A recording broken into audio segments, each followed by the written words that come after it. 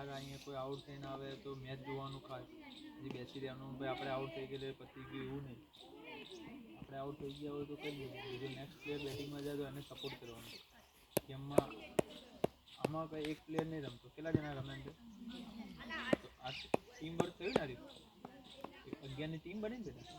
Individual તો game નહીં ને, એક પ્લેયરની ગેમ નથી.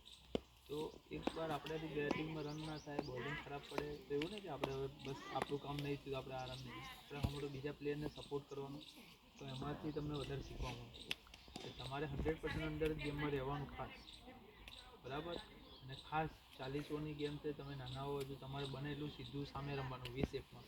ભલે રન આવે કે ના આવે. પેલો છોકરો સારી બેટિંગ કરતો, કીપર ક્યાં ગયો? મસ્ત બેટિંગ કરતો હતો. કેવી રીતે આવશે તું? અને ભાઈ એને કેચે પકડી દીધો તમે. તું સારી બેટિંગ કરતો, મસ્ત બેટિંગ કરતો, સીધું સીધું પંચ કવરમાં સારા કરતો હતો. લૂઝ બોલ કરી બેટિંગ કરવાને કીપિંગમાં થોડું વર્ક કરવું પડે. કીપર નથી ઓફ સ્પિનર છે, પાર્ટનર નથી એટલે ઓકે, એટલા માટે તો વાંધો પાર્ટ ટાઈમ ના ઓવરઓલ બાકી સારું છે. તમારે તો હમણાં ચાલુ થયું એટલે બેટા તમને એટલું બને એટલું મેચ રમશો ને એટલે ઓટોમેટિક આવી જશે. પણ શીખવાનું, અહીંયા મેચ રમવા હોય તો ખાસ ધ્યાન રાખીને શીખવાનું.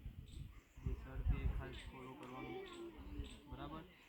અને ગ્રાઉન્ડ પર ખાસ ડિસિપ્લિન ખાસ સાચવવાનું, બરાબર. તમે અહીંથી જાઓ એટલે તમે જે એરિયામાં બેઠા હતા ત્યાં થોડો બી કચરો ના પડે રહેવો જોઈએ, ખાસ ધ્યાન રાખવાનું કે આપણે ડિસિપ્લિન.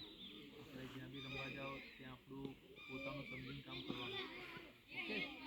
પછી બધા ડિસિપ્લિનમાં છોકરાઓ હો બેટા, તમે બધા બરાબર. હા, હજુ મેચો રમશો એટલે ઓટોમેટિક તૈયાર થઈ જશે. બાકી મજા આવી ગ્રાઉન્ડ પર? પહેલી વાર આવ્યા? પહેલી વાર કોણ આવ્યા ગ્રાઉન્ડ પર? બધે બધા એમ તું અહીં ગયો રમવા? બાકી ઓલમોસ્ટ બધા પહેલી વાર મજા આવી આમ, બરાબર બેટા. જો વિકેટ બધું સરસ છે, બધું સારું રમવા મળે તો રમવાનું આપણે. ચાલો આપણું 100% આપવાનું. સારું ના ફાવે તો એવું લાગે તો સર બેઠા છે એમને પૂછવાનું બેટા.